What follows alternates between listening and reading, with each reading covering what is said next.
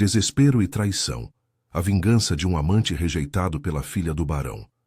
Na primavera de 1852, a fazenda Santa Cruz florescia em aromas contraditórios, café recém-torrado, terra úmida, lenha queimando nos fornos, e por trás daquele perfume de abundância, havia segredos que se guardavam como se guardam os objetos mais frágeis. À sombra de livros e de toalhas de linho, um desejo proibido e uma promessa rompida. Quando a carruagem de segunda classe trouxe Isabel de Almeida de volta da cidade do Rio, a propriedade inteira pareceu prender a respiração. Havia nela a educação das casas grandes, postura, voz contida, o riso que sabia medir. Trajava um vestido de seda simples demais para a condição que ostentava, e, no entanto, os olhos denunciavam um tempo passado em salas iluminadas por lamparinas e por ideias que não cabiam mais no colo do Vale do Paraíba. Barão Rodrigo de Almeida a observou com a naturalidade de quem calcula heranças. Com um gesto comedido, chamou os criados, ordenou que se anunciasse aos hóspedes que a filha retornara. A fazenda se reorganizou ao redor dela como quem tem um sol. Joaquim soube antes mesmo de ver a moça que Isabel estava de volta, porque a biblioteca, que era seu refúgio e sua punição, tornou-se de súbito mais clara ao entardecer. Ele era o criado principal, nome social que o colocava em todas as tarefas que exigiam disciplina e confiança. E por essa condição, conhecia os corredores da casa grande tão bem quanto conhecia as frestas do próprio corpo. Aprendera a ler com a paciência e a audácia do avô, que antes de morrer, fizera dele uma promessa de alfabetos sussurrados entre palmas e pano. O homem que lhe ensinara havia dito: ler é estender a mão para algo que não te pertence e descobrir que, de certo modo, tudo te pertence por direito de curiosidade. Joaquim guardou essa lição como quem guarda arma, com cuidado e temor. Na primeira noite em que Isabel entrou na biblioteca, foi como se uma janela nova abrisse na casa. Ela andou entre as estantes com a curiosidade de quem reconhece amigos antigos. As capas francesas e os volumes de versos, que sempre o fascinaram, agora tinham um rosto que as tocava. Joaquim, de pé atrás das cortinas, viu-a escolher um livro de poesia, emparelhar o olhar com a folha e sorriu apenas para si. Fora o avô quem lhe dera o primeiro livro escondido entre fardos, um tratado de gramática, que o ensinara menos as regras do que o gosto de decifrar. A leitura, para Joaquim, era algo que o descolava da propriedade de seu corpo e o colocava dentro de um mundo onde as palavras não tinham donos. Isabel pediu que lhe lessem um trecho, uma poesia em que o vento se confundia com promessas, e Joaquim, com voz sossegada, passou a declamar. A partir daquele momento, as noites se encheram de leituras e de conversas que iam da geografia de litorais franceses a longas divagações sobre liberdade. Ela trazia as frases da cidade e uma inquietude que lhe convinha mais do que o riso contido. Ele, que ouvira sempre ordens e nomes, retribuía com conhecimento. Entre ambos instalou-se uma intimidade forjada no silêncio e na cumplicidade das palavras. Houve no começo uma ingenuidade feliz. Encontros sob a luz bruxuleante da biblioteca, que eram sobretudo encontros com a possibilidade. Isabel falou de sonhos com folgas que lhe permitissem olhar o mundo além da plantação. Falou da intenção singela, embora ousada, de libertar Joaquim quando herdasse a propriedade. A promessa soou como coisa impossível que, por isso, parecia mais certa. Para Joaquim, as palavras da filha do barão tinham o perfume de uma libertação futura, e ele guardou cada sílaba entre as dobras da roupa como se fosse uma medalha roubada. Na alegria que crescia, havia pequenas discretas trocas, cartas com caligrafia azul entregues por mãos de confiança, um ramo de espirradeira deixado no banco do jardim, um beijo roubado na capela esquecida entre as árvores, onde a sombra protegia quem ousava. Isabel, ao regressar do Rio, trazia no corpo reflexos da cidade, modos, curiosidades, o anseio de mudar, mas também as amarras de sua posição. A casa grande exigia que certas portas permanecessem fechadas e que se mantivessem aparências. Seu pai, Barão Rodrigo, era homem de contas e de costume. O nome da família abria portas em negócios de café e definia alianças em saraus e jantares. Um noivado socialmente conveniente com o capitão Antônio Ferreira foi desenhado como quem traça mapas de interesses. Uma união que alinharia duas casas, traria prestígio militar, consolidaria posição. Isabel ouviu o plano com o mesmo tremor que se sente diante de uma tempestade prevista. Sabia que seu futuro seria vendido como se vende gado, mas ninguém havia contado a ela que todas as promessas teriam um preço. As pressões chegaram como vento que, pouco a pouco, imposta um desfolhar. Havia em volta da Casa Grande outras mãos, o comendador Álvaro Ferreira, o padre que só às vezes levantava a voz, o feitor Sebastião, homem de rosto fechado que era a extensão da brutalidade da fazenda. Sebastião olhava para Joaquim com desdém e para Isabel com reverência. Quando soube dos sinais de intimidade entre os dois, um improviso de moralidade lhe permitiu o ódio. José, outro escravo cuja inveja de Joaquim crescia em silêncio, ouvia e soube fazer da informação um caminho para a própria sobrevivência. A máquina social, lenta e robusta, começou a correr suas engrenagens. O sarau, realizado numa noite de céu claro, foi o palco onde a delicadeza se chocou com o interesse público. Música e versos se acotovelaram na sala de visitas. Senhoras e senhores, enfeitados como se não tivessem faltas, conversavam em suspiros calculados. Havia travessas de prata, taças de cristal que refletiam as velas, e a sensação de que nada poderia romper aquele brilho. No entanto, como sempre sucede nos salões, a vulnerabilidade se esconde entre as rendas. Isabel, finalmente pressionada, subiu ao centro e foi convidada a dizer quem ela escolhera para o futuro. O poder, que até ali pairara em razão e vantagem, mostrou sua face mais crua. A promessa feita em segredo deveria, por conveniência, dissipar-se. Quando o anúncio do noivado entre Isabel e o capitão Antônio foi feito, houve um som coletivo que não foi de surpresa, mas de confirmação. Para muitos, aquilo era o desfecho natural. Para Joaquim, foi um soco na boca do peito. Ele acreditara na palavra dela como quem crê num juramento feito a Deus. A traição teve para ele o peso de uma sentença. Isabel recuou, sem saber dizer como havia permitido que o sonho fosse trocado por segurança. E em seu rosto morava um conflito que a elegância não apagava. Havia em seus olhos um pedido de compreensão, um remorso sussurrado que, no entanto, jamais soou alto o bastante. A traição pública de Isabel não foi apenas o anúncio do noivado. Foi também o silêncio que se seguiu a cada passo de Joaquim. A promessa de liberdade foi subtraída com a mesma frieza com que se subtrai um selo postal. Barão Rodrigo, que vira no destino da filha a chance de consolidar laços, não possuía razões para questionar a autoridade e enviou sinais claros de que não toleraria desobediência. Sebastião, aproveitando o ensejo, não deixaria passar a chance de calcar ainda mais o joelho sobre quem julgasse inferior. O castigo veio logo.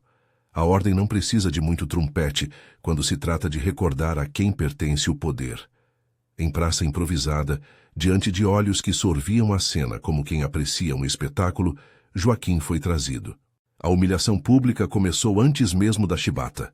Descalço, algemado por correntes que pareciam pesar mais que o corpo, ele sentiu o olhar descendo pela sua pele como se buscasse marcas. O barulho de botas, o farfalhar das saias, o murmurinho que se aproximava de um coro. A vergonha é uma dor que se infiltra nos ossos. Maria, que estivera sempre ao lado dele, amiga fiel, alma de cozinha e única pessoa cuja ternura se aproximava da fraternidade, foi empurrada para longe por ordens severas. Benedita, a cozinheira, e outras mulheres assistiam com a mão no peito, sem poder interceder. Mesmo o ar parecia enrijecido. As chibatadas foram rápidas e certeiras. O narrador poupa o leitor da descrição de feridas que não acrescentam ao que precisa ser contado. A violência que precisa ser sentida apenas em seu efeito. O corpo de Joaquim ardeu, não só na pele, mas numa chama que acendia do íntimo e consumia memórias de afetos e de promessas. Quando a punição cessou, ele caiu num estado de estranhamento. Não sabia se a dor mais viva era a da chibata ou a da traição. Maria o recolheu em segredo, levando-o para a senzala, onde o odor de barro e de palha o envolveu como pano de misericórdia e de vergonha ao mesmo tempo. Ali, entre os lençóis rudes e a iluminação fraca da lamparina, os pensamentos de Joaquim tornaram-se mais agudos, como lâminas que se afiaram com a noite. No seu isolamento, lembranças regressavam em cascata. O avô, sentado em silêncio, bacando letras na terra, a uma manhã em que aprendera a desenhar o primeiro A com um pedaço de carvão, o dia em que recebeu escondido sob a esteira o primeiro livro com letra francesada. Essas memórias antes doces agora picavam como sal nas feridas abertas. Ele revia com olhos que não permitiam lágrimas as cenas em que Isabel o beijara na capela coberta de trepadeiras, as mãos que tocaram o livro que lia, as palavras com que ela prometera. Traição e desespero se enlaçaram num nó que não se desfez. E, no entanto, das profundezas daquele nó brotou uma nova certeza. Se não haveria liberdade pela lei, haveria por outros meios. A ideia não se formulava ainda com nomes e procedimentos. Era apenas um pensamento bruto, uma faísca acesa em carvão seco. Isabel, por sua vez, sentia a irritante presença do remorso. No quarto que herdara da mãe, junto à janela que dava para o pomar, ela se sentara muitas noites com uma carta na mão, ruborizada por sentimento e por culpa. Havia nela o conflito de quem sabe que foi cúmplice de suas próprias perdas. Em público, usava a máscara que a sociedade exigia. Em privado, questionava-se se a firmeza a favor do casamento fora astúcia ou covardia. Seu pai, o barão, movia tabuleiros de poder como um jogador de xadrez, e para conservar vantagens, exigia de Isabel que aceitasse o arranjo.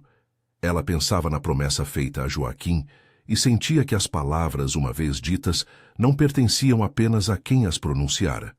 Pertenciam também aos outros.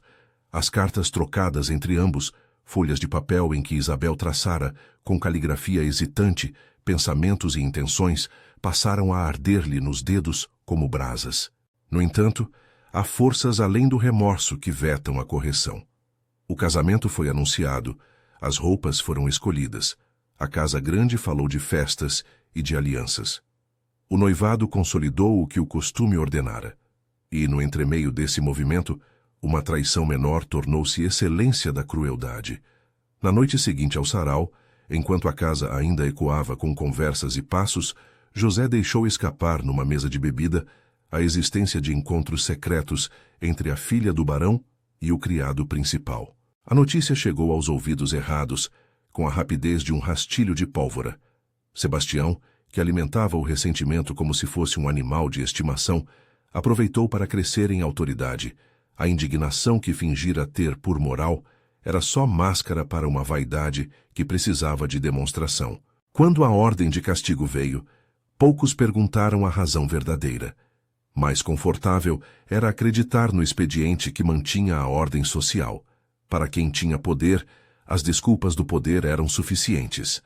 A mão do feitor foi firme e a chibata cortou não apenas a pele.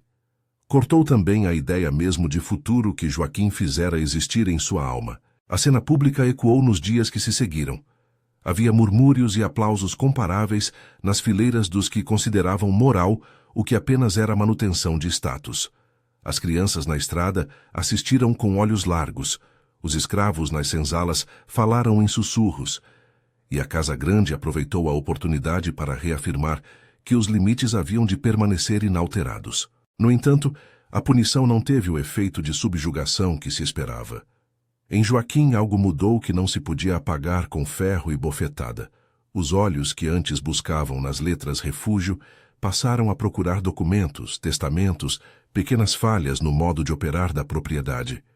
A leitura que até então lhe trouxera consolo converteu-se em ferramenta. Não se tratava de estudar a lei em si, coisa talvez inútil para quem vivia sob as mãos do Senhor, mas de observar rotinas, de registrar horários, de notar preferências e vícios. Ele passou a andar mais nas cozinhas, ouviu candidamente as conversas dos feitorais e aprendeu o mapa das despensas, como quem aprende o mapa do próprio destino. Maria foi, nesse período, sua única confidente. Na cozinha, entre potes e panelas, ela cuidou das roupas rasgadas, limpou as marcas, soprando às vezes, palavras que pareciam orações. Cura-se, Joaquim. Cura-se por dentro também. Maria guardou cartas que Isabel lhe confiara não por malícia, mas por ternura. Via em aquelas letras uma esperança que não pertencia ao seu mundo e, por isso, queria protegê-las. Benedita, a cozinheira, cuja vida era um mosaico de sabores e rezas, ofereceu sobras de alimentos e conselhos, e sentiu no peito o peso de uma culpa que não era sua. A gentileza das mulheres da casa, e também dos escravos, foi um remanso onde Joaquim recobrou forças. Mas o desejo de vingança, quando nasce de feridas profundas e de promessas quebradas, não é mera explosão. É trabalho de paciência e de estratégia. Era isso que Joaquim começava a perceber. A ideia de corrigir a injustiça por meios semblantemente análogos aos do opressor tornava-se uma possibilidade que o assombrava tanto quanto o atraía. Em segredo, começava a identificar as plantas do pomar que tinham odor distinto. Observava como certas ervas eram tratadas nas panelas e anotava mentalmente quem comia o quê nas mesas da casa. Não para usar conhecimento técnico com precisão. Isso seria violar o pacto humano que ele ainda mantinha consigo mesmo, mas para construir uma teia de pequenas perturbações que, somadas, poderiam derrubar pilares de orgulho. Entre seus instrumentos ocultos, havia sempre o livro e as cartas. A epístola que Isabel escrevera na tarde do seu retorno, em que prometera liberdade, ficara escondida entre as páginas de uma edição de clássicos. Joaquim passava a mão nas folhas com reverência ferida. Nas letras, via um mundo que fora prometido e negado. As palavras não mudaram, mas o sentido que nelas encontrou transformou-se. O que antes era esperança, agora servia de acusação. Guardou então as cartas em um pequeno baú emprestado por Benedita, que mal sabia ser cúmplice de segredo tão pesado. Enquanto isso, a vida social da fazenda não parava. Havia jantares luxuosos planejados como demonstrações de poder. O capitão Antônio, sempre com o traje polido, fazia-se presente nos saraus e tratava Isabel com cortesia protocolar. Ele cumpria o papel desejado, um marido apropriado, um aliado. Isabel, nas horas de silêncio, meditava sobre a magnitude de sua ação e sentia que uma traição suave havia se transformado aos poucos em algo de profundo. Tinha medo do que havia feito e do que ainda podia ocorrer. Não se via capaz de enfrentar a ruína pública que aconteceria se confessasse. A sociedade era uma teia e, uma vez enredida, consumia com facilidade qualquer tentativa de refúgio. Joaquim, tendo sido marcado e recusado pela promessa, transformou seu desespero em labor contínuo. Saía cedo à procura de pequenas informações. Aproximava-se do Dr. Augusto quando havia visitas à Casa Grande e observava com o olho de quem pesquisa. Dr. Augusto, homem de ciência e de escrúpulos, notava em Joaquim algo que lhe despertava curiosidade, não a curiosidade do dono, mas a de quem percebe presença de intelecto negado. Às vezes, em voz baixa, o médico comentava casos de epidemias e de contágios, falando mais de sintomas do que de causas, e Joaquim escutava com o espírito atento, sem jamais pedir instruções ou orientações proibidas. O que buscava era apenas conhecer as reações do corpo humano, perceber aquilo que um sofredor experimentava. A transformação psicológica nele era perceptível.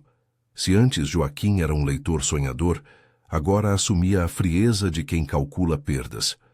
Na cela provisória da senzala, passou noites a escrever em papel rascunhado, não planos de destruição, mas confissões de como fora tratado, memórias de infância que serviriam de testemunho. 15 noites se passaram desde a punição pública.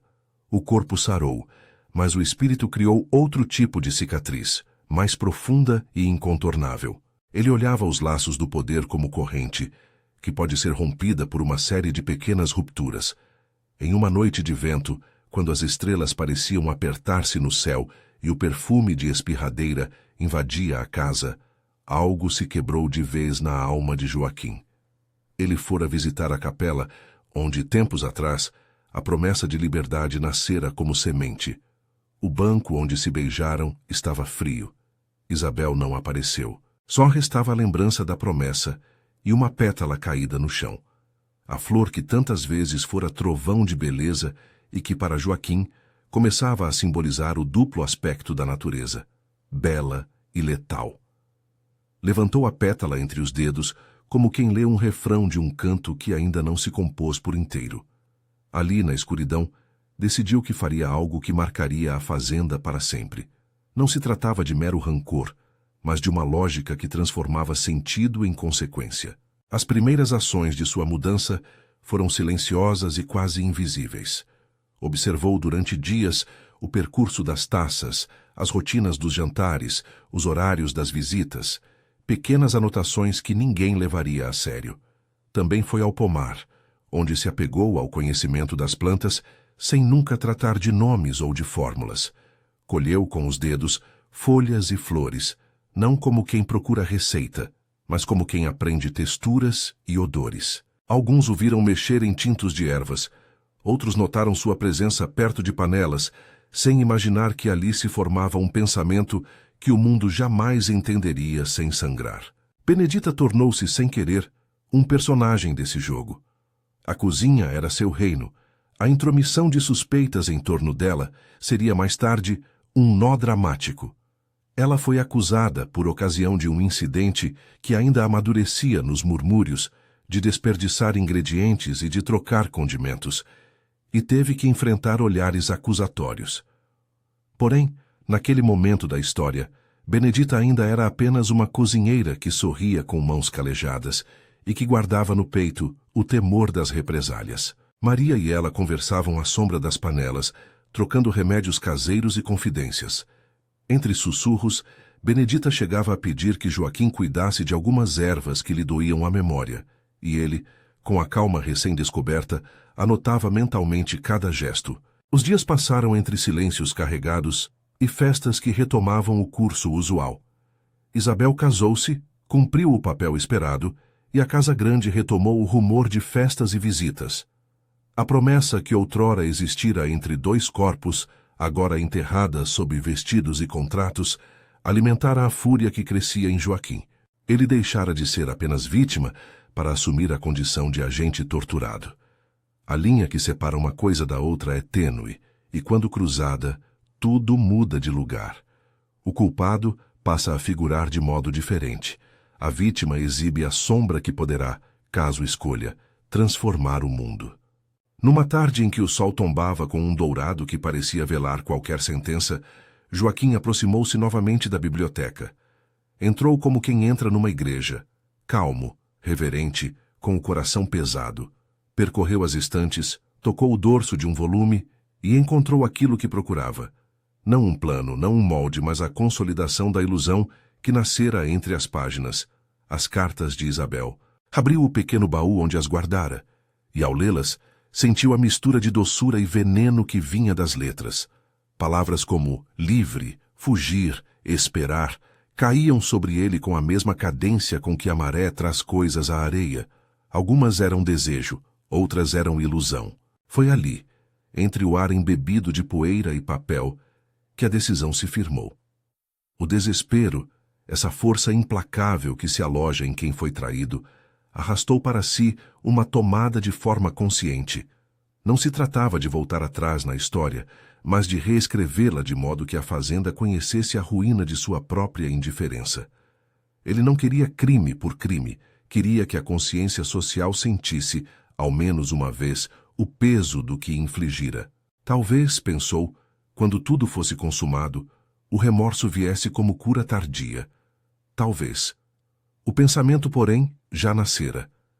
Na noite em que decidiu agir, o rumor das mansões e dos saraus ainda ecoava distante.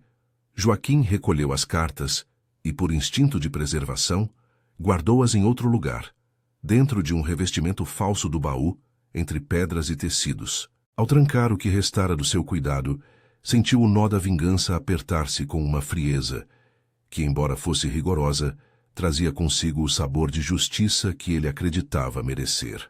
E assim, quando os últimos acordes de um baile distante se perderam no vento, Joaquim saiu da biblioteca com uma pétala de espirradeira entre os dedos e com a memória das promessas como combustível. Não havia ainda crime consumado, Existia apenas um homem que decidira caminhar por um caminho do qual não haveria retorno fácil. A casa grande, iluminada por lamparinas, dormia em sua vaidade. As sombras das árvores alongavam-se no pomar e o chamado do relógio, aquele tic-tac que sempre o lembrara de que o tempo não é amigo de ninguém, batia como um compasso para os passos que ele tomaria em seguida. Se essa história te prende e você quer ver como as peças desse jogo se moverão, inscreva-se e acompanhe narrativas que exploram os recantos da história. Os dias que se seguiram foram de sutilezas e de cálculo. Joaquim já não apenas observava. Ele começava a manipular pequenas coordenadas do cotidiano. Sabia que não poderia chamar a atenção com gestos bruscos. Precisava de toda a paciência do mundo, da mesma paciência com que, na infância, desenhara letras na terra. Entretanto, não confundia seu projeto com ciência. Recusava-se a transformar a vida alheia em experimento. A linha que separava o alvo dos inocentes era um ponto que pesava. Ele não desejava que mulheres, crianças e escravos sofressem. Desejava que o poder sentisse o que ele sentira.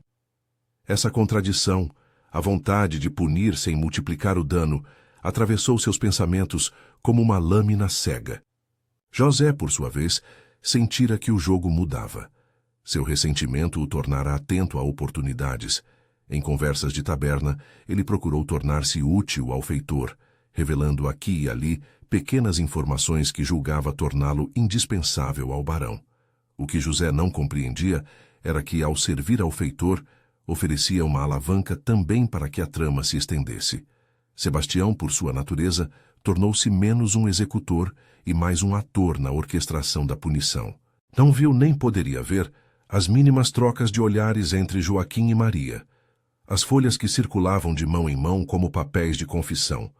A vaidade do feitor permitiu-lhe exercer um poder que ele não sabia medir. Quando, numa indistinta tarde, o primeiro incidente aconteceu, um homem que bebia em festa e caiu doente sem causa aparente, a comunidade pensou em azar.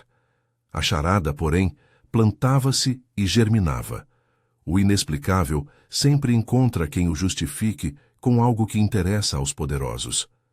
Benedita, cuja proximidade com as panelas a tornava alvo fácil de acusações, começou a sentir os olhares sobre si. Jornais locais ainda não tinham manchetes para tais casos, mas na fazenda as vozes aumentaram, apontando e pedindo punição para quem quer que fosse a causa. A chantagem moral que sempre operara no interior das casas grandes encontrou matiz novo e hipócrita. Culpar aquele que já era vulnerável. Joaquim viu aquilo com um misto de horror e de satisfação contida. Horrorizou-o o dano a inocentes. Satisfez-lhe ver que o poder, pela primeira vez, sentia a falta de controle. Ele, no entanto, não se permitiu negligência moral. O seu plano nasceu com a necessidade de causar impacto, mas também com a angústia de não se tornar aquilo que sempre detestou na fazenda. Entre os seus passos, havia o desejo de provocar uma erosão nas certezas do senhorio, para que, finalmente, alguém se lembrasse de que havia vidas inteiras sendo pisadas sob a vanajacência dos contratos. Isabel, observando de seu alto, sentia a casa ruir por dentro. Não conhecia os detalhes, mas percebia o sinal de que o destino que aceitara começava a cobrar seu preço. As cartas guardadas por Joaquim, se algum dia vieram a ser achadas, mostrariam a complexidade do caso. Naquele momento, para ela, o que existia fora a sensação de culpa que a fazia mais humana e, paradoxalmente, mais frágil. No entanto, não tomou passos que pudessem desfazer o caminho tomado. A lógica social que a moldara era forte demais para que se tornasse resistência. O narrador, que acompanha de perto ambos os protagonistas, observa agora o terreno preparar-se para algo maior. Há tensões que não são visíveis de imediato, há decisões que, ainda que pequenas, movem montanhas. Joaquim, marcado no corpo e na alma, tornara-se em segredo um homem que compreendia o poder das palavras, e também o das ações silenciosas. A sua história, nascida de desespero e de traição, começava a transformar-se num processo que não teria retorno fácil. Numa manhã em que a neblina cobria o Vale do Paraíba, Joaquim sentou-se à beira do rio que passava pela propriedade. Colocou as cartas sobre o joelho e deixou o vento folhear as páginas. Lembrou-se do rosto do avô, do primeiro A traçado na terra, do beijo roubado na capela, das chibatadas que lhe unhavam a carne, e pela primeira vez sentiu que a vingança que crescia nele não era resposta a um único ato de crueldade, mas a uma sucessão de negligências, de humilhações, de descompassos morais. Era uma reação que trazia uma pergunta: quem seria responsável pelo que viesse a ocorrer? Não havia resposta que o convencesse, havia apenas o passo a ser dado. Ao levantar-se, deixou que uma pétala de espirradeira voasse e pousasse sobre as cartas.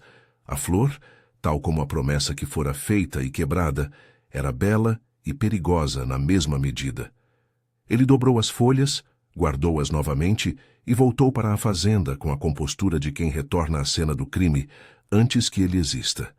Não havia pressa, havia método. Não havia gozo na ideia do sofrimento alheio.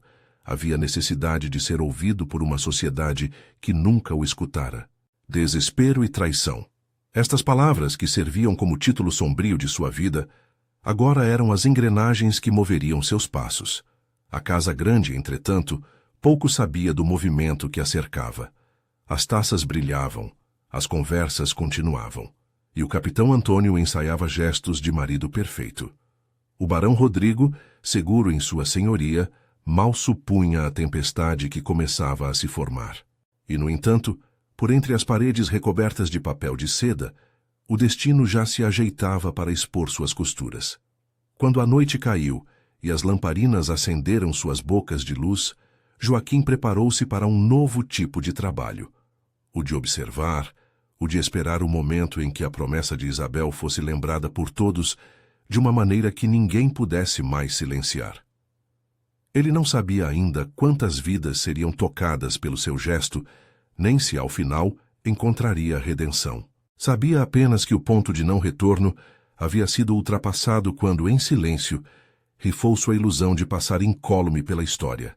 Segurou as cartas contra o peito, como se naquele gesto alinhasse a sua verdade e a sua acusação. O resto, pensou, caberia aos deuses das consequências. E foi assim que, naquela madrugada, o primeiro movimento foi feito. Não houve gritos nem trombetas, só passos calmos, um olhar que atravessava o ajardinado e a certeza de que, a partir dali, nada voltaria a ser como antes. Não houve alarde quando o primeiro corpo tombou. Na fazenda, as rotinas envolviam trabalho, conversas e a cadência dos passos, e a primeira interrupção veio como quem diz um nome ao acaso. Sebastião, o feitor, sentiu-se mal numa tarde de sol e não mais se levantou. Havia no ar naquela manhã o cheiro forte do café moído e das folhas recém-cortadas. Depois, um ruído diferente, pastos que pareciam mais silenciosos, um cochicho que se transformava em rumor. Alguns disseram que fora ataque do coração, outros que a taça que bebera naquela manhã dera efeito inesperado. A verdade, como sempre, foi arrancada aos poucos da boca das coisas. Joaquim soube da morte, como se soubesse de uma peça do quebra-cabeça ter caído no lugar. Sentiu primeiro a mudança no ar, depois o tumulto dos criados, a presença do barão aflorando em olhares altivos e, por fim, o sussurro nos cantos que parecia absolver e castigar ao mesmo tempo. Havia no semblante de muitos um alívio mascarado de consternação. Sebastião era temido. Sua ausência limparia algumas pequenas violências, mas também havia o ruído do que fora perdido, a oportunidade de que o feitor pagasse publicamente por sua crueldade. Esse pensamento, perigoso e contraditório, fez com que Joaquim sentisse por um instante um gosto amargo de vitória. O segundo episódio não tardou. Numa ceia em que o barão queria restabelecer confiança entre parceiros, uma senhora que vira e desvira a sociedade local, esposa de um comendador, adoeceu de forma abrupta, e em seguida outros convidados manifestaram indisposição. O choque foi maior do que se esperava. O brilho das taças, o rumor das rendas, o vinho que escorria nos lábios transformaram-se em desalinho. Benedita, que habitava a cozinha como rainha menor de um reino de panelas, foi apontada antes mesmo de se ter prova. Por que não poderia uma cozinheira trocar um condimento por outro? Por que alguém que prepara alimento estaria tão próxima do mal? O preconceito encontrou justificativa pronta. A ira social buscou uma vítima. Benedita foi recolhida à força para prestar contas. A humilhação que sobreveio não foi apenas efeito de um erro que lhe imputavam, mas expressão do velho hábito de culpabilizar os mais frágeis. No rosto dela havia incredulidade. Na sua voz, uma súplica curta. Maria, que sabia de pequenas fidelidades e de grandes segredos, defendeu-a como melhor pôde. Insistiu que Benedita não era capaz de agir por má fé, e foi empurrada por mãos que a lembravam da ordem. A cozinha, que antes era abrigo, transformou-se em tribunal. O doutor Augusto, homem de ciência e de paciência, foi chamado por curiosidade e responsabilidade. Examinou os doentes, registrou sintomas e tirou conclusões com a prudência de quem conhece limites. Havia sinais que não se encaixavam nas explicações usuais de febres e intoxicações comuns. Falou disso com cautela, dizendo que precisava de tempo para melhor avaliar, e seus olhos, mais do que os argumentos, passaram a inquietar os ouvidos da casa grande. Que havia intenção deliberada, aquilo perscrutava com dificuldade, que havia coincidências demais, aquilo saltou aos sentidos. Na senzala, os rumores ganharam forma. Uns diziam que era castigo de Deus, outros que era desordem do destino, e havia sempre quem soubesse de segredos profundos e soubesse calá-los em troca de vantagens. José, que cultivava um ressentimento antigo por Joaquim, sentiu-se de repente possuidor de uma chance. Entregou fragmentos de informação ao feitor e, onde pôde, acrescentou imaginação. Insinuou que havia um plano, que olhos e mãos atuavam como traidores. A língua de José serviu de corda para que várias pessoas se movessem numa mesma direção. Joaquim observou tudo com olhos que não mais eram apenas de leitor. Viu Benedita sendo acusada, sentiu o estigma que recaía sobre ela, ouviu o choro contido das mulheres na cozinha e a indignação silenciosa dos escravos. Cada rosto que olhava era um espelho de possibilidades. Ele sabia, com a clareza fria de quem pensa por motivos que já não cabem em dó, que parte do seu plano estava funcionando. O poder sentia sua própria vulnerabilidade e, por isso, reagia. Mas a reação levou inocentes ao suplício, e tal constatação lhe rasgou a alma. As investigações tomaram forma e os favoritismos se multiplicaram. Apontar para Benedita era mais conveniente do que investigar a casa grande. Preferia-se manter o escândalo sob controle, ainda que isso significasse esmagar outra pessoa. A lógica do senhorio era perversa, manter a ordem conservando a imagem de que tudo se resolvia em família, enquanto se descartava alguém de dentro. Benedita, aturdida, viu-se sobrecarregada por olhares acusadores. Maria reuniu o que pôde de coragem e tratou de protegê-la. Mas sabia que naquelas redes a força era desigual. Crescia, entre as paredes da fazenda, uma febre de suspeitas. Pessoas se entreolhavam, portas eram fechadas com mais rigor, e o rumor de vingança percorreu lugares antes silenciosos. O barão, exigente de ordem e de honra, convocou reunião com os associados da casa, discutiu indenizações possíveis, mais para minimizar custos em prestígio do que por compaixão, e ordenou um inquérito sumário. O comendador, que favorecia quaisquer medidas que reforçassem seu nome, sugeriu práticas que abafassem a verdade. A sociedade, nesse pequeno mundo, escolheu novamente manter-se intacta à custa dos mais fracos. Enquanto isso, Joaquim seguia sua estratégia com a frieza de quem aprendeu a medir as marés. Ele não pretendia derramar todo o seu desespero numa única explosão. Fazia-se de artífice de ruínas lentas. Sabia que passos medidos provocariam inquietações maiores do que atos anunciados. Havia em seu agir um cálculo de presença. Um ingrediente trocado aqui, uma taça trocada acolá. Mais importante do que o método era o efeito de desordem que se instaurava. Cada indisposição otimizava o medo coletivo. A casa grande, com sua vaidade, não soube entender que havia mensagens sendo enviadas. O corpo coletivo da elite fora tocado onde menos imaginava, e a palavra segurança começou a perder sentido. Num jantar onde o capitão Antônio e o barão esperavam consolidar alianças, a tensão se tornou quase palpável. Do lado de fora, A lua tingiu as árvores com um brilho sutil. Dentro, as vozes flutuavam sobre porcelanas e chumbo de vela. Isabel, que assistia a tudo com um rosto controlado, sentiu o peso de olhos que a julgavam de forma implícita. O casamento de conveniência fora celebrado, mas a casa ainda trazia marcas que ela não podia administrar. Havia em sua cintura memórias que apertavam como cordões invisíveis. O feitiço, como tudo que se constrói às sombras, começou a ter defeitos. Pequenas pistas surgiram. A repetição de determinados sintomas entre os doentes, um padrão que o Dr. Augusto não podia ignorar. Ele começou a notar que as indisposições tinham algo em comum para além do acaso. Investigou taças, reclamou por amostras, perguntou por providências. Seu tom, até então diplomático, tornou-se firme. Há intencionalidade nisto, disse ele numa conversa com o barão. E foi como se uma pedra tivesse rolado e atingido a vitrine do poder. As suspeitas, quando ganham verbo, demandam acusações. José, sentindo-se no auge de sua importância, voltou a oferecer informações ao feitor. Contou sobre noites de Joaquim na biblioteca, sobre cartas trocadas com Isabel, sobre pétalas encontradas em lugares impróprios. Para quem já desejava um culpado, aquilo foi tudo o que se precisava. O feitor, enfurecido por ter sido privado de autoridade, percebeu uma chance de reatar sua posição. Ordenou buscas, vasculhou quartos e baús. Encontrou, entre panos e papéis, vestígios de correspondência, folhas com linhas azuis e letras que delatavam um afeto inconveniente. Leram-se nomes, promessas e confissões.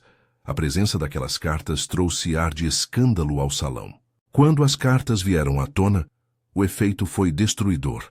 A imagem de Isabel, jovem e virtuosa segundo o protocolo, desfez-se perante a casa inteira. A carta de promessa que outrora aplacara o coração de Joaquim virou prova contra ele. A sociedade converteu aquilo em motivo de horror.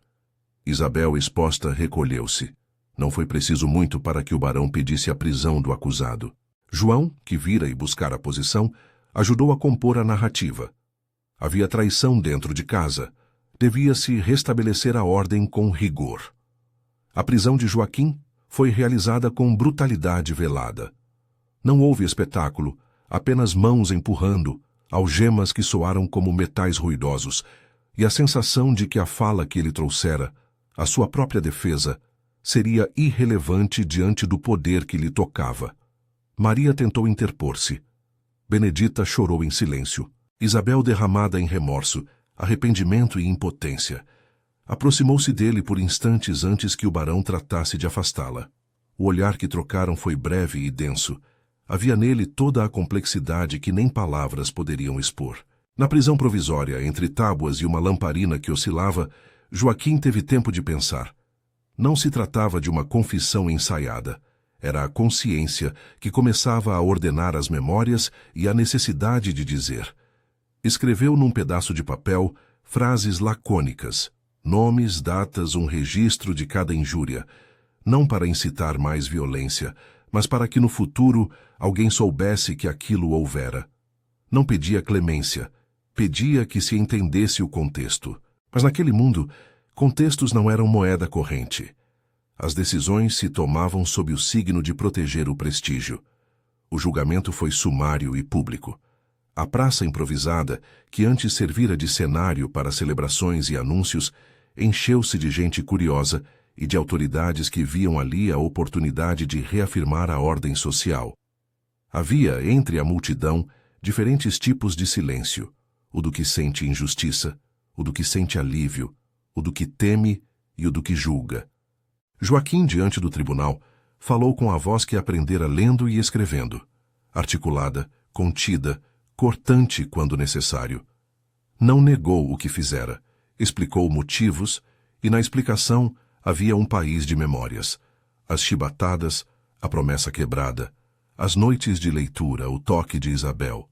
Falou também das pequenas mortes que a escravidão promovia diariamente, fome, vergonha, humilhação, e questionou a legitimidade de uma sociedade que permitira tais coisas. Suas palavras não foram apelo por absolvição, foram testemunho. Tive minha vida tomada em pequenas parcelas, disse ele, em termos que ecoaram na praça, e devolvi o que me foi retirado na forma que conhecia. A frase, curta e cortante, soou para muitos como explicação fria, para outros como confissão perturbadora. O barão exigiu pena exemplar. O povo, ansioso por ordem, aplaudiu o veredito. A sentença caiu. Morte por enforcamento, execução pública.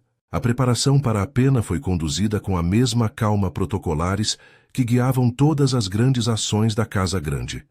A corda, a plataforma, o silêncio de um público ansioso por espetáculo de justiça. Mas para Maria e Benedita, para alguns escravos e para Isabel aquilo era perda. Maria tentou sem sucesso esconder as cartas que Joaquim escrevera na prisão. Benedita agarrou-se a um fio de fé. Isabel, em estado de ruína interior, foi impedida de ver Joaquim pela ordem do pai. Sem poder consolar o homem que amara, restou-lhe o remorso lento e mordaz. No patíbulo, Joaquim não recuou. Seu último discurso foi mais do que uma confissão. Foi um espelho colocado diante da sociedade da qual se tornara vítima. Falou daquilo que sempre aprendera nas ranhuras dos livros e que vira desmentido no trato cotidiano. Que ser humano e ser propriedade eram contraditórios, que promessas quebradas deixam feridas que se tornam, por vezes, feras vingadoras. Não pediu perdão, pediu que se lembrassem do que tinha sido feito a muitos. Chamam-se pequenas, disse ele sobre as agressões que o moldaram, mas somadas são mortes. O impacto da frase ficou no ar como fumaça que não se dissipa. Quando a plataforma cedeu e a vida terminou, houve um silêncio que durou além do esperado. Alguns choraram, muitos se viram aliviados, uns poucos sentiram vergonha. Maria recolheu o corpo como pôde. Benedita rezou para que a alma descansasse, e Isabel, tomada por um desalinho que lhe corria no sangue, deixou-se cair num soluço abafado que ninguém lhe permitiu ver de perto.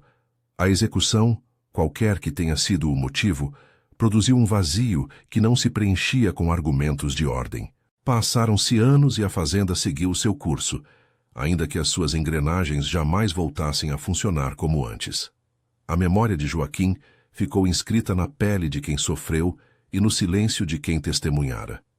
Isabel casou, teve filhos que a tornaram mãe e avó, e viveu a vida pública com gestos corretos, visitas, donativos, festas, como se quisesse estabelecer em todas as ações uma espécie de expiação. No íntimo, contudo, a culpa era companheira inflexível. À noite, recolhia-se e lia as cartas que um dia trocara. Repassava palavras, lembrava o sorriso de Joaquim nas noites da biblioteca e o gosto de melancolia que isso lhe causava. Não era justa a condenação, era consciência fermentada. Maria viveu mais do que muitos esperavam. Guardou as cartas de Joaquim não por amor a um segredo, mas por respeito à memória de um homem que fora humilhado e que tomara o destino nas mãos. As folhas, amareladas pelo tempo, eram como pílulas de lembrança que Maria não queria que se perdessem. Elas falavam de promessas, de dias de leitura, de uma juventude roubada. Havia também entre aquelas páginas confissões de dor e de intenção, palavras que queimavam como gravetos de uma fogueira que não devia arder sem testemunhas. Maria as preservou com a secreta esperança de que elas, uma vez reveladas, pudessem atuar como um freio à impunidade. O processo social, entretanto, é lento. Décadas passaram, e o país mudou de maneira que ninguém poderia ter previsto naquelas noites de lamparina. A escravidão que sustentara a Casa Grande entrou em colapso. Leis e pressões transformaram o quadro e libertaram corpos que antes eram mercadoria. Entre as transformações, o tempo corou rostos e desfez certezas. Isabel assistiu a essas mudanças com sentimento composto, parte alívio, parte receio. Em noites largas, convocada por um remorso que se tornara mais maduro, abriu o baú onde guardara alguns papéis e encontrou surpreendida não só as cartas trocadas com Joaquim, mas também notas que o lembravam de sua traição. Ela segurou aquelas folhas como quem segura a ponta de um fio que pode levá-la a um nó no qual se enreda, e decidiu que deveria reparar de alguma maneira aquele erro maior. A reparação, quando pretende ser pública, toma formas complexas. Isabel, já mulher de posses e com certa autoridade sobre os destinos locais, propôs dividir terras, criar lotes para trabalhadores e, sobretudo, abrir a memória. Não foi um gesto simples de caridade. Foi também ato de exposição e de contrição. Ao revelar as cartas de Joaquim, permitiu que se conhecesse, ao menos em parte, a história que tantos haviam tentado enterrar. As cartas, lidas em voz alta num saraivão de familiares e de trabalhadores, soaram como sentença moral que tocava os corações. Maria participou da leitura. Benedita, já idosa, ouviu as palavras como se colhesse um fruto tardio. A divisão da terra, realizada com burocracia e resistência, concedeu lotes a antigos cativos e a descendentes. Foi pouco diante do dano infindável, mas foi gesto que rompeu algo de costume. A reação social foi variada. Alguns aplaudiram, outros criticaram a exposição de memórias que preferiam silenciosas. A própria Isabel foi alvo de comentários. Por que agora? Era tarde, disseram, mas para ela, tarde nunca fora parâmetro de consciência. Preservar e dar visibilidade à memória era, para Isabel, um modo de não permitir que o nome de Joaquim fosse apenas lembrança de uma noite de violência. Era também meio de confrontar a sociedade com a própria imagem opaca. Maria, ao entregar as cartas e contar o que soubera, foi tratada com respeito e com certo assombro. Sua voz, firme apesar da idade, descreveu uma vida. Deu ao gesto de Joaquim a densidade de que precisava para ser lembrado não apenas como criminoso, mas como ser humano marcado por circunstâncias. Benedita, que vivera entre acusações, teve uma espécie de pequena reconciliação pública. Sua história foi reavaliada, as acusações desvanecidas, ao menos na opinião de quem quis ouvir e pensar. Nem tudo, porém, se apurou em limpezas. A vingança havia deixado marcas difíceis de apagar. Houve famílias que perderam entes inocentes, houve crianças que cresceram órfãs, a comunidade passou por divisões que perduraram, e Isabel, aquela vez tenra e ambígua, passou o resto de seus dias com olhos de quem não cessa de rememorar. Entre afazeres e festas, as cartas, agora documentadas, foram depositadas em arquivos. Sua leitura pública serviu como aviso e como confissão tardia.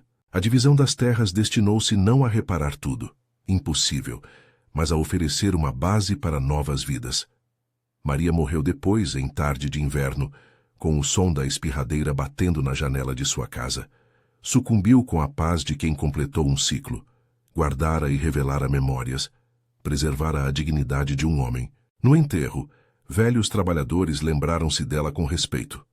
Alguns transplantaram, num gesto simples, uma muda de espirradeira junto ao jazigo, como se a flor símbolo findasse a história e, ao mesmo tempo, a mantivesse viva. Isabel viveu o resto do percurso como alguém que aprendera a conviver com a culpa. Não buscará absolvição. Buscou ao menos que a história não se repetisse sob o mesmo silêncio. Em suas últimas cartas, pedira que as memórias de Joaquim permanecessem não como histórias de horror, mas como advertência.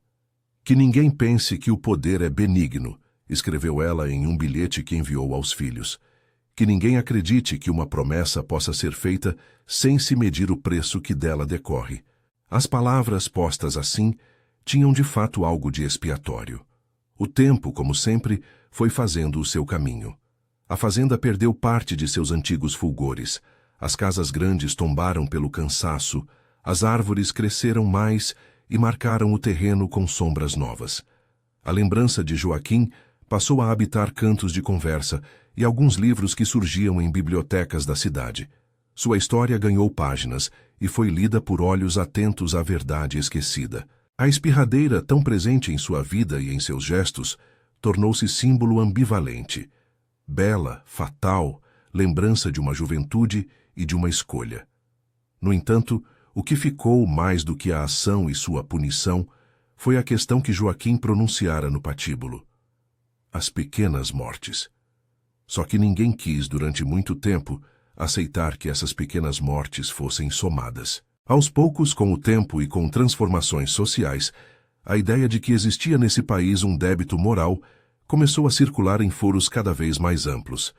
A história de Joaquim foi, para alguns, prova de que a sociedade precisava olhar para suas feridas. Para outros foi referência incômoda e insuficiente. O que não se pode negar é que nas gerações seguintes, a narrativa serviu de argumento para reformas, para debates e para um entendimento mais amplo da injustiça. A Fazenda Santa Cruz, com o vento que sempre soprava do rio, continuou a ter suas estações. A primavera ainda trazia cheiros de café e a terra ainda abrigava segredos, mas também trazia conversas sobre propriedade e humanidade, e as vozes dos que foram esquecidos começaram a ter lugar. As cartas guardadas por Maria repousavam agora em um arquivo público. Os nomes nelas escritos, Joaquim, Isabel, Benedita, Maria, serviam de lembrete. Um baú aberto ao fim da vida de Isabel deixou expostas correspondências que por décadas haviam sido punho cerrado. Confessaram amor, promessa e falha. Ao fim, o que restou foram imagens que se misturam como cores em tela antiga. A pétala de espirradeira pousada sobre as cartas, o som do rio que passa indiferente, o vento que folheia páginas e espalha fama e dor. A história de Joaquim tornou-se parágrafo doloroso nas memórias do lugar, um alerta de que desespero e traição podem criar monstros e mártires e que a vingança, por mais compreensível em suas raízes, carregará sempre um preço. Desespero e traição, palavras que deram nome ao que aconteceu, ficaram como título sombrio de uma história que não cabe simplesmente no veredito de um tribunal. Houve justiça legal, imposta com mão firme. Houve, pouco depois, tentativas de reparação moral. Mas o essencial é que, além da sentença, permaneça o registro, vidas marcadas, promessas rompidas e a necessidade de lembrar para que o mesmo não se repita. Se esta narrativa mexeu com você, compartilhe sua impressão e participe desta reflexão sobre memória, responsabilidade e as marcas deixadas pela escravidão. Que a lembrança de Joaquim sirva menos para estigmatizar e mais para ensinar que promessas feitas sem coragem de cumpri-las podem destruir, e que a reparação, por difícil que seja, é dever de quem restou.